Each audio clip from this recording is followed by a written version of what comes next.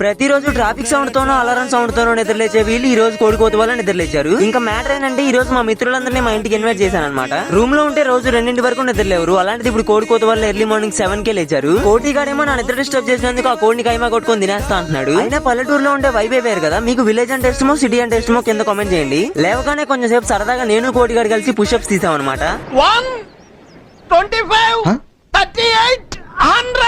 ఇంకా నెక్స్ట్ అయితే బ్రష్ చేయడానికి వచ్చాం. బ్రష్ అంటే బ్రష్ మీద పేస్ట్ చేసుకుని చేయడం కాదు, ఈ పుల్లతో చేస్తాం అనమాట.